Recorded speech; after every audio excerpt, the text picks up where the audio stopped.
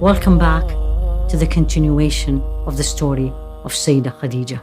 Now, she was positive in speech, but that was not it. Immediately, she took him to her cousin, Waraq ibn Nawfal. Why is that? She knew that that's the best person to give the support needed at that moment. Moment of fear, moment of disbelief, and what she wanted and expected absolutely happened. Because immediately, Waraq ibn Nawfal said to him, what you are telling me and who came to you is the same one who came to Sayyidina Musa. Waraq ibn Nawfal was not a Muslim, but he read the books. And then he said to him, he was an older man, he said to Rasul alayhi salatu wasalam, and this is so powerful, if I will live to the day that your people will make you leave, I'll support you. And the Rasul alayhi salatu wasalam, with all his noble characters, will they let me out? Will they push me out? أَمُخْرِجُونِي هُمْ? And he said, no one brought to his nation what you are bringing, but they will let him leave. Not let him, actually. They will push him to leave. She took him back. And now look at the second reason why she is a special woman in dunya, in this life, and the special woman in akhirah. She was the first person, not the first woman, the first person, the first human accepted Islam. What an honor.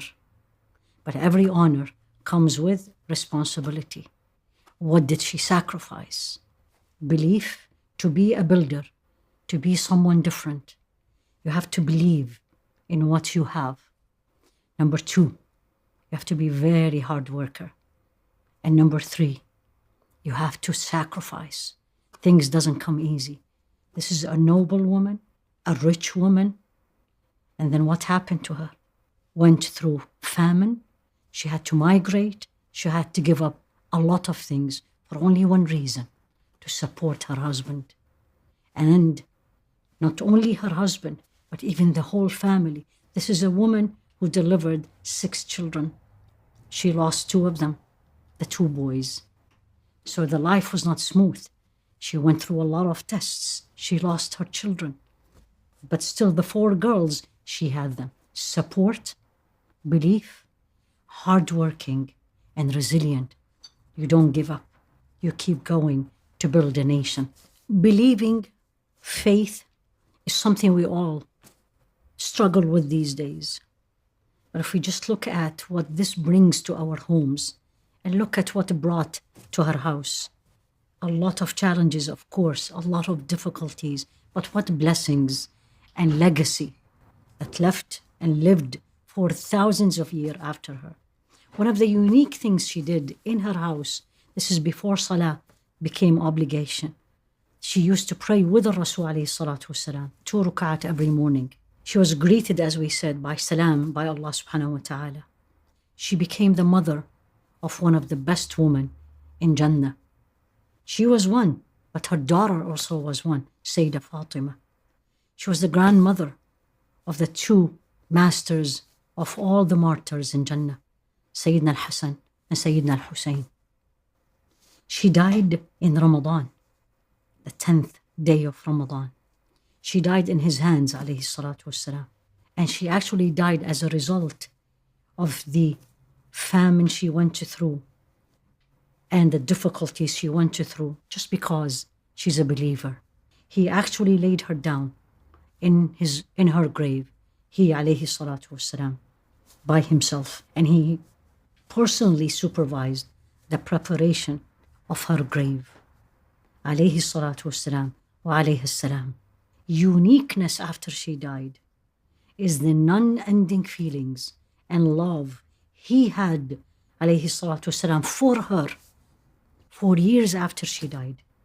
Whenever she is mentioned, his face changes. Her sister one day came in, and this is reported by Sayyidah Aisha. Her sister came, knocked on the door, and Sayyidah Aisha said, he said, let her be Hala. So he was hoping that the person who's going to come and enter the house, this is years after, this is in Medina, that it is Hala, her sister. And when she entered, his eyes filled with tears. This is love. His love to her was legendary, to the point that Sayyidah Aisha used to say, I have never had jealousy to a woman I have not seen, but it's Sayyidah Khadijah. And one day she said to him, why you keep remembering her? Why you keep anything is given to him as a gift? He made sure that some of it goes to her family or to her friends. And then he said to her, to Sayyidah Aisha, who's another beloved woman to him, and he said, don't hurt me by saying anything about Khadijah. What a love is this? What a woman she is. What do we have? Each one of us, and I'm sure we do, something from Sayyidah Khadijah that if we look deep inside us, we will find it. Use it for the sake of Allah.